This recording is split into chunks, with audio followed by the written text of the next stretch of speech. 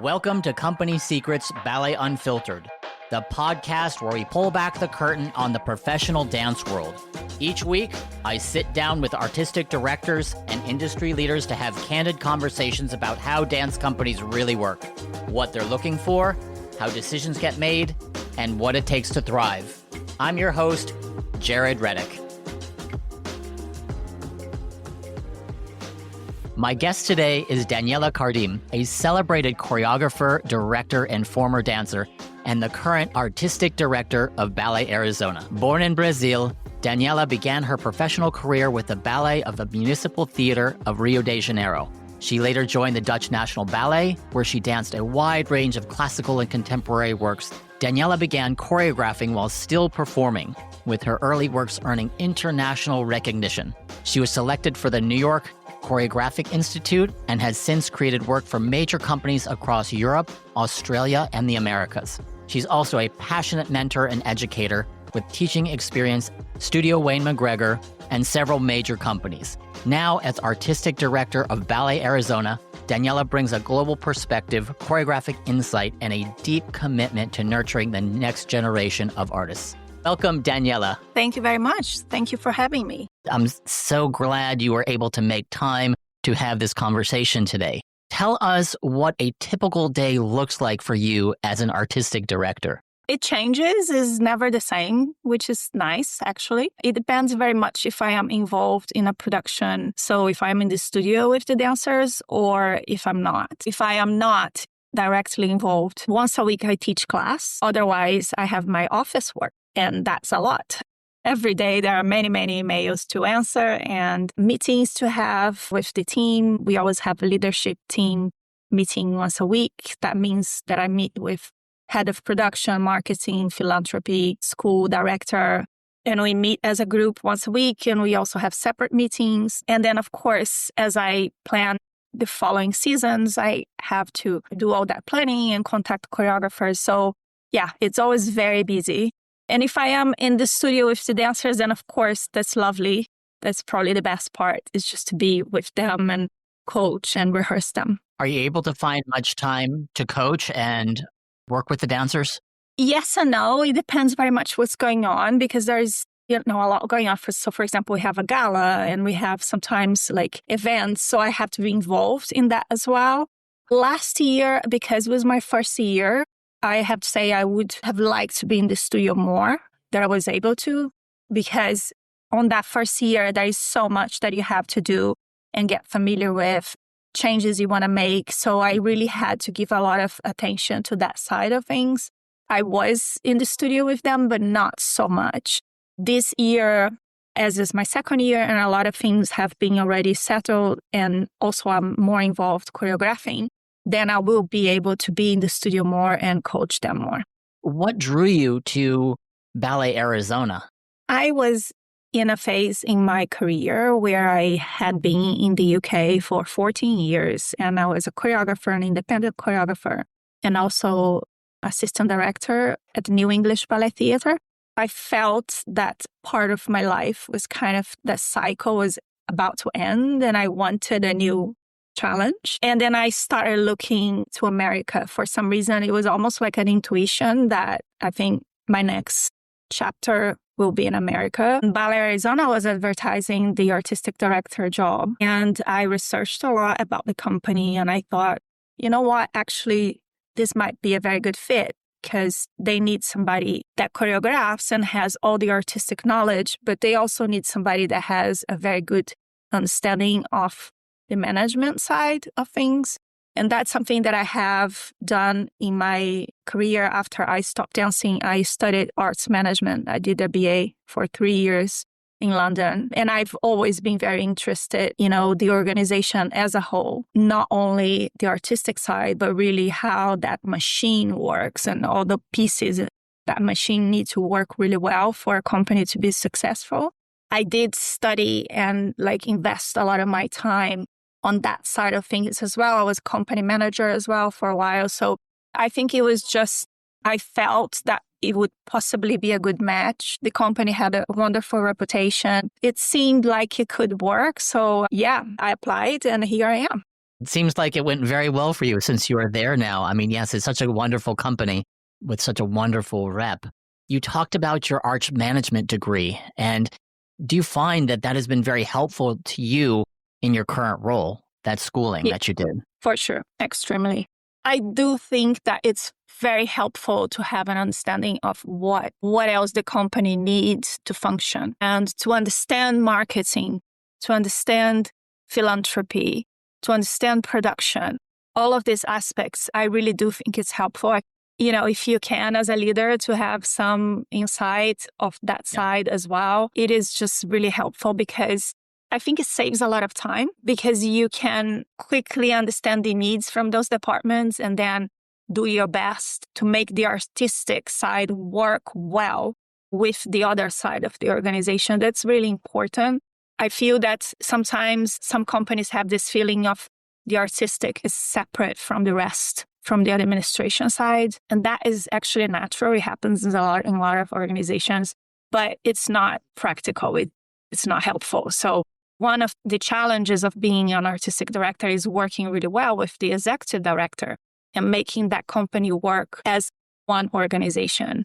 And that's really the work that I have been emphasizing with my executive director this year. I think it really is a balance of like left brain, right?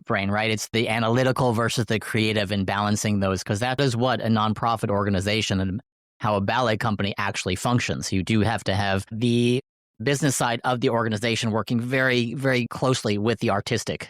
Yes, because you can't function without the business side. It is a business in the end. You have to sell tickets, you have to gather support. And so as I say, it is like a machine. That machine, every piece in that machine is important. So it is helpful to understand that machine. Yeah, well, as my old artistic director, Edward Villela, used to say, we're in the business of art. And so that's where we find ourselves, in the business of art.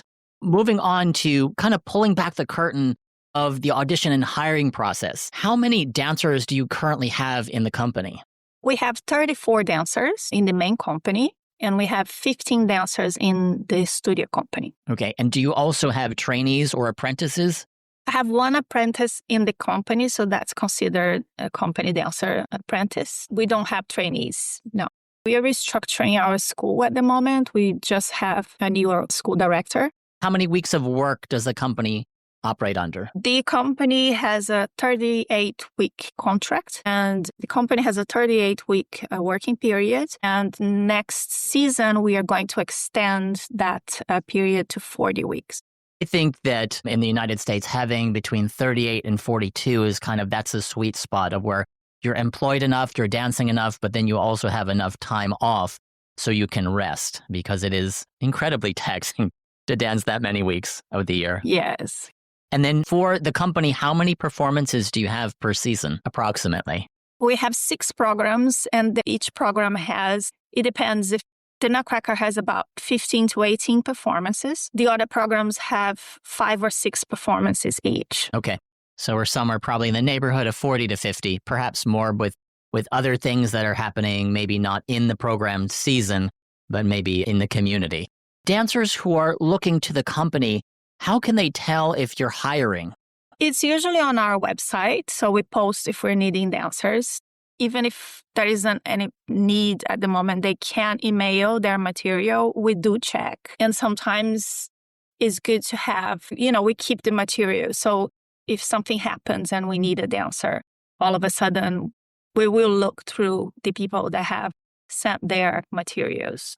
So if something happens during the season, you flag certain dancers who maybe that you couldn't hire at one moment, but maybe you're like, hey, we actually need someone for Nutcracker or Beauty or Romeo and Juliet or whatever the production might be. Yes.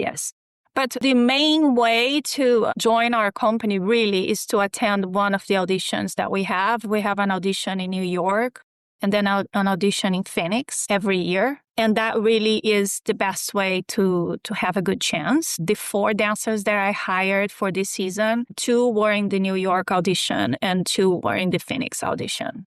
Okay. And do you accept people's emailed information if they send you links and CVs and things like that?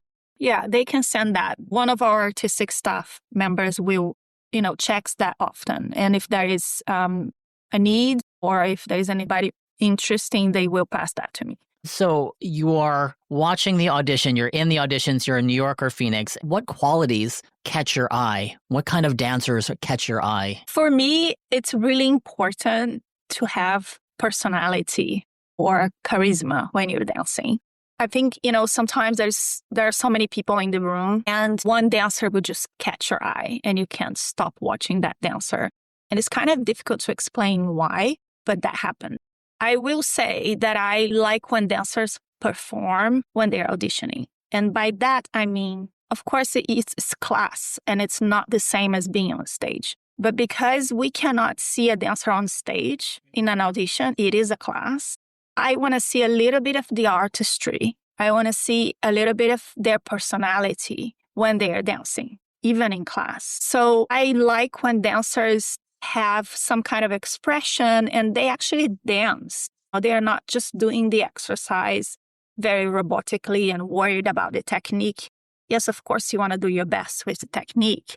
But if you show that you dance, that you have, use your upper body, your épaulement, you have a light expression, you have something to give as an artist, that will catch my eye. Well, that's very helpful for dancers who are going to come and audition for your company to know. Some directors, they prefer someone who's more of a technician, but obviously that does not seem to be the case for you. I have no doubt you want them to have good, strong, clean technique, but it's a very short moment in time when you have an audition and you can only see so much. And so you have to see who is the artist behind the dancer in front of me. Yeah, exactly that. And of course, there are other factors, right? I could be looking for a certain type of dancer for many different reasons. And I think that's something important for dancers who are auditioning to know that, if they don't get the job, it doesn't necessarily mean that they are not good dancers, because we normally are looking for a certain type of dancer. So for example, if I am replacing a dancer who left in the company and that dancer sort of leaves a gap or is a male dancer or a female dancer, I'm going to be looking for specifically somebody that can fit that place, right? Or I could be looking for a specific level of experience. So I could be looking for a dancer that is younger, that has a potential to grow and develop in the company. Or I could be looking for a dancer who is more mature and has more experience or is more of a soloist level. So that will influence who I am looking for. If I know that I have a certain repertoire coming next season, and I have a ballet that needs a specific kind of dancer, and I feel that I don't have enough in the company, I will look for that quality specifically. So there are those things in the back of our mind. And I think that's important for dancers auditioning to know, because as a dancer, you will probably go through many auditions. And if you don't pass, it's okay. It might just mean that you're not exactly what the director is looking for at the moment. But I think you just have to go to enough auditions to hopefully get lucky to be that person that director is looking for. Yes, it's always about context and timing, right? I'm a big believer in timing in life and how these opportunities unfold, because you never know what someone is looking for at that moment in time. Exactly. And, I really believe that all you can do is do your best, right? You go, you do your best. And the result, you can't control the result, right? And I think it's important for dancers to know that there are all those reasons why choices are made. And that doesn't mean that they are not good dancers if they were not chosen. Absolutely. I'd love to get your perspective about what you wish young dancers knew about company life. That's a good question. So company life is very different from school, I think. I'm trying to think about how, when I started in a company, how I felt. And, in the beginning, you join this group that you're not familiar with. And I think at a company, you are a lot more on your own. You're responsible for keeping shape, keeping your technique, being careful not to get injured. So you need to be very much in charge of your own career, your own health and technique, etc. You get less corrections that you got in school, less attention that you got in school. So that is that aspect. But also, I think it's important to know that you shouldn't be intimidated, by that. I think it's important to show your personality get familiar with the dancers. You soon as well get comfortable and find your own place in the company. So I guess that's one thing that it's always a little bit, not scary, but it's a little bit, daunting when you first join a company and you don't know the people or don't know what to expect. I guess just know that that's normal and that the first year is an adaptation year. It's a year where you're going to understand how things work and find your own place in the company, allowing yourself the time to get used to things and discover how things work is important. Yes, you're starting from ground zero basically when you join the company, whereas you rose to the top level of the school. Now you're starting at the bottom again in the company, regardless of how talented you are or what you've accomplished up to that point. It's a whole new ballgame once you join a company. Yeah, exactly. And thinking about mental health being so important for the well-being of dancers, especially in a profession that demands so much physicality, what's one habit or mindset that served you throughout your career? I think it's important as a dancer to keep in mind that not everything that happens has to do with you directly.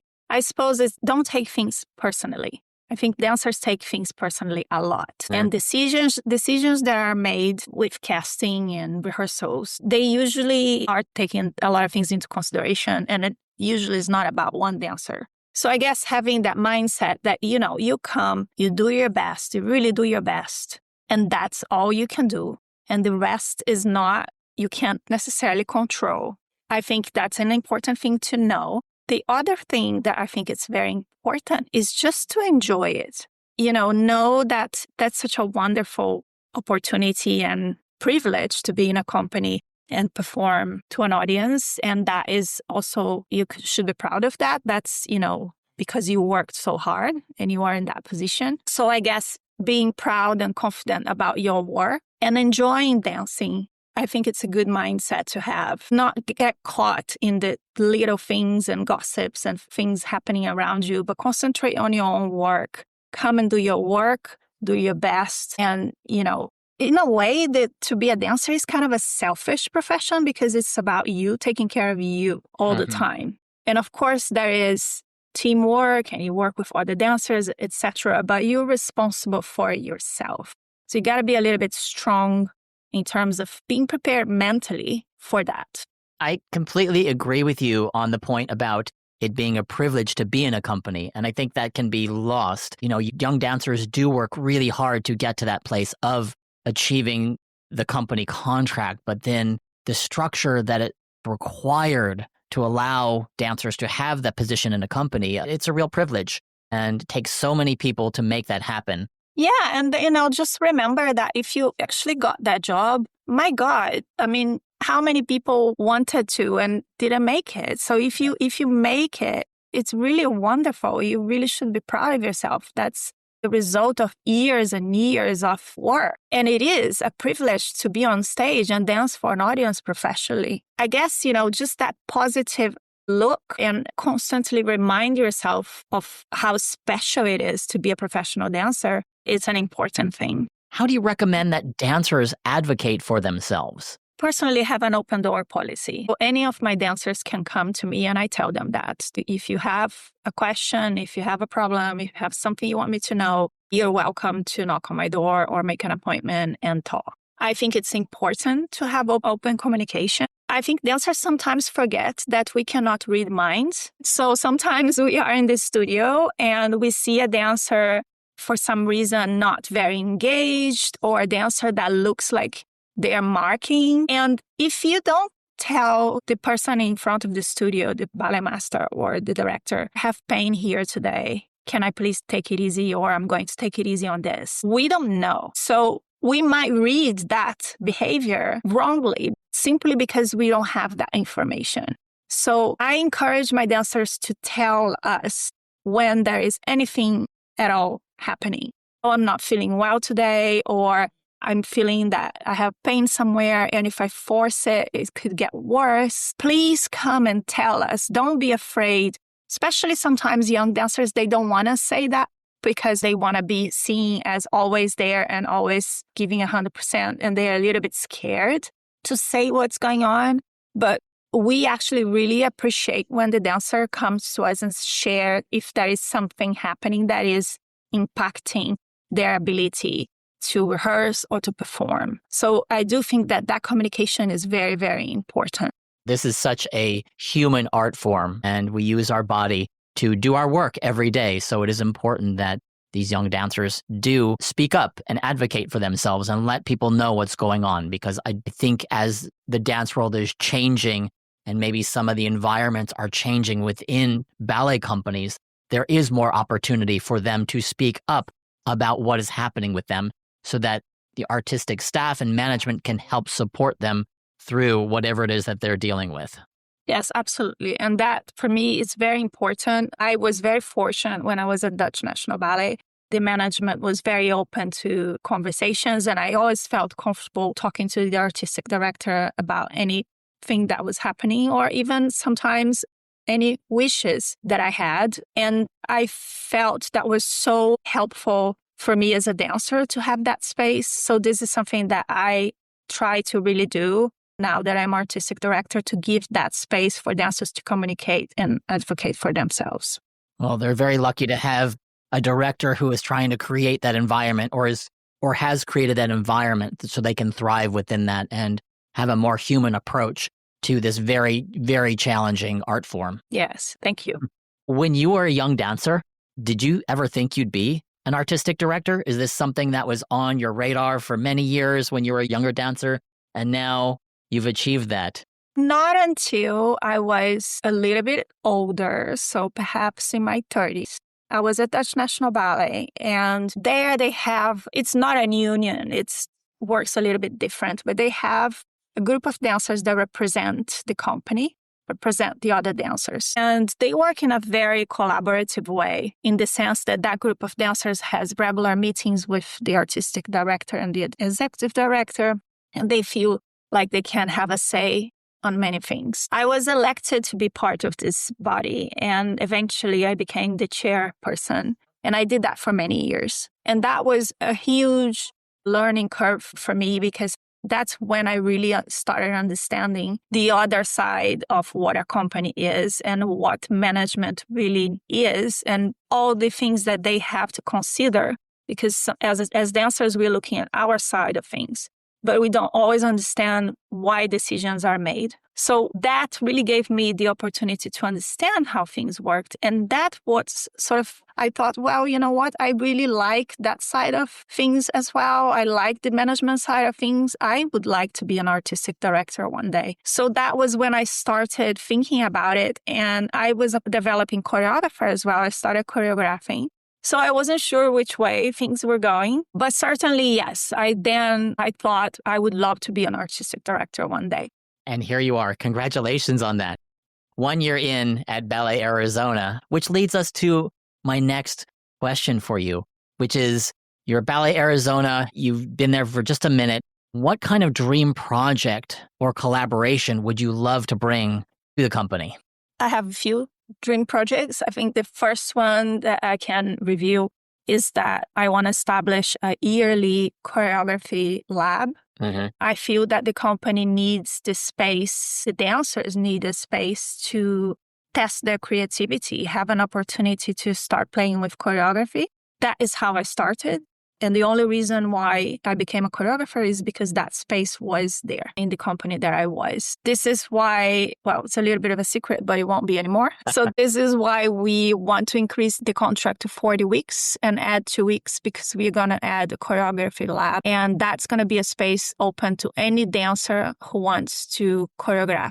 And there'll be a sharing performance at the end. So for me, to make the company a very creative environment is important, and to discover new talent and develop new talent, I think that's crucial. So that's something that I want to start. And then we'll see where that goes, right? We do have a resident choreographer who was a dancer and just retired. He was a product of one of those projects many years ago. That's how he started. But this choreographic space hasn't been something that is constant. And I want to make this something that happens every year. So the dancers who are interested, they can always think ahead. Oh, next year I want to try to choreograph. And they can start thinking about it and getting creative. Yeah, it's so important that young dancers or dancers in general have the opportunity to have that space and to have those opportunities like that. I think for dancers in general, it's hard to not appreciate the fact that as professional dancers, the majority of our career is about being an interpretive artist. We're given materials and then we're supposed to interpret it versus being a creative artist, which is being a choreographer. And I think being able to flex both of those muscles, they're so helpful and they're so complementary of each other. So congratulations on creating that choreographic space for the dancers. Sure. And also, there are a lot of choreographers nowadays that work a lot with improvisation, and they actually ask a lot of creativity from the dancers. I myself sometimes, depends on the project, but sometimes do work with improvisation, and I need that input from the dancers. Yeah. So the dancers are not just told what to do, they are part of that creative process. Mm-hmm. And there are more and more choreographers working that way nowadays. I think it's very important. And I hope that schools are also starting, and I know they are, to give those opportunities for dancers to work with choreographers and work on their creativity as well. Because more and more I see that happening, the expectation that choreographers have that dancers can be a little bit creative as well. I do think more companies, more schools are incorporating choreographic processes and allowing dancers to find that creativity versus just being a dancer who just interprets information. So that is a good evolution of the art form, at least in ballet. In dance, contemporary dance, modern dance, they're always creating their own work. Yes, it's true.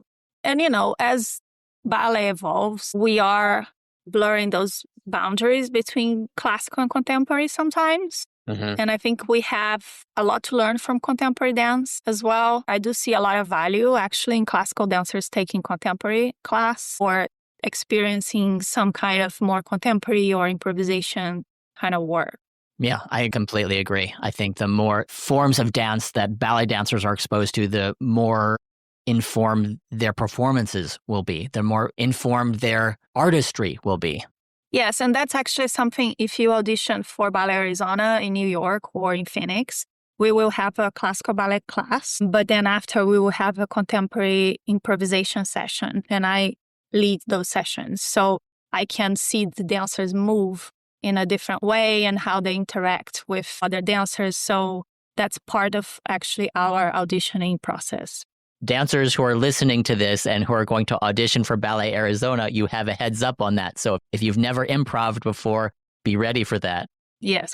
What's coming up for you? What's exciting about next season? Well, next season is really exciting.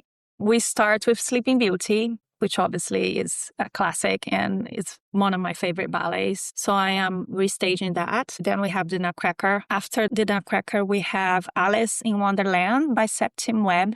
Alice, it's a choice that I made because right when I arrived here, I kept hearing, not people wouldn't even say it to me, but I just would hear conversations like, oh, we never did Alice. Oh, it would be so nice. And I was like, well, there are quite a few Alice in Wonderlands out there. And I liked Septim's version. It's a very accomplished version. So, and many, many companies do it. So we're bringing Alice in Wonderland. And then after that, we have a very exciting triple bill. We are doing Balanchine's Apollo. It is one of my favorite Balanchine pieces. And then we are doing Concertante by Hans van Manen.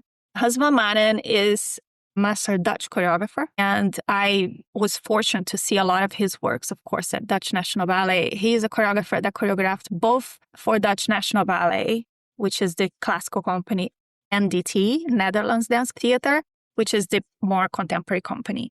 And he really, throughout his career, choreographed for both companies. His work is wonderful, very minimalistic in the way that there are not many sets or costumes. It really is about the dancing and about the tension and relationship between the dancers. And then we have Cacti by Alexander Aikman, Alexander Aikman is a fantastic choreographer who is very witty, very daring, and, sometimes does some very innovative things. And I saw this piece performed by Netherlands Dance Theater too in London. And it's a piece that I saw and I never forgot. And when you watch something and that stays with you for years, it's because it's a good work. And of course, it's called cacti. And we are in Arizona and the desert. And we've got many cacti around us. So it just seemed like a perfect combination. So that's a very fun piece. And that's a program that I'm looking forward to. And then we have our evening at the Desert Botanical Garden. That's a very special performance that we have here at Ballet Arizona. Because of our weather and because it rarely rains, we actually can perform outdoors. So we have this beautiful stage that we built right outside the Botanical Garden. And we have about 15 performances there outdoors. And this year, so I'm transforming that program. It used to be a one ballet around 40 minutes, transforming that into a double bill. And I'm bringing Concerto 622 by Lar Lubovitch. Is, for me, one of the greatest American choreographers. I had the privilege of dancing this piece, actually, a long time ago. And it's a wonderful piece with music by Mozart. And I think it's one of those masterpieces that even though it was created a long time ago, it's still very beautiful, very relevant. So we're doing that piece and we're doing Reset, which is a work that I created for West Australian Ballet a couple of years ago, which also was performed outdoors in Australia. And I just thought it was a good fit for this program. So there are a lot of new things coming. Sounds like a great season. I love cacti. It's so great and very fitting to do it in Arizona there. And I did have the privilege of working with Seb Team with Cincinnati Ballet when he staged Alice there. And so much. Really? Yeah, so much fun partnering work. It's so creative. The audience is going to love it. And also very challenging for the dancers, actually. Yes. The choreography is quite hard. Yes. So it's not just a children's ballet. It is very technically challenging for the dancers. So I like that aspect of it. Yes, the men in your company, they better be doing their push-ups because it's a lot of heavy partnering in it. Yes, exactly. I like to end every interview with our full circle question. What is one piece of advice you'd give your younger self at the start of your professional career?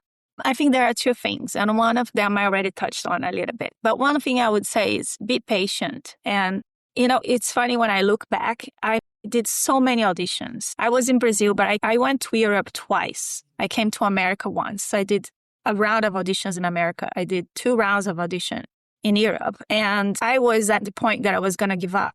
And I got finally the contract at Dutch National Ballet. And when I look back, I understand that actually I ended up in the right place for me. That was the right company for me to be and at the right time because I was a little bit older and then I had the mental kind of structure to move from Brazil to Holland, right? I would tell myself, be patient and know that all those auditions that you didn't get the job is not the end of the world. And trust a little bit, I don't know, destiny, but trust a little bit that things happen for a reason and you're going to land where you're meant to be. That's definitely something that I would tell myself. And the other thing is something I already touched on, which is enjoy it.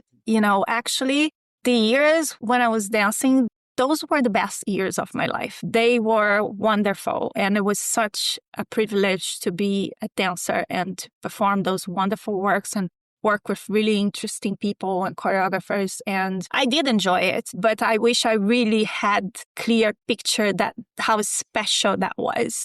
So that's one thing too. I would tell myself, enjoy it and don't focus so much on the little negative things that happen around you because that's part of it. It's part of the profession. It's not always going to be wonderful, but in general, those years are very special in your life. Thank you so much for that wonderful advice for our young dancers who are listening. Those things can get lost in the shuffle, the idea of appreciating what you're doing when you're doing it. Yes. Thank you so much for being here today, Daniela. It's been a real pleasure speaking with you and getting to know more about your career and what you're doing at Ballet Arizona. We'll link to the company's website where our audience can learn more about the company and follow your fantastic upcoming season. And thank you once again, Daniela, for being here today. You're very welcome. Thank you for having me. It was a pleasure. And if you liked our conversation here today, you can follow Company Secrets Podcast on all platforms and on our website, companysecretspodcast.com. Thank you for listening, because the stage is only part of the story.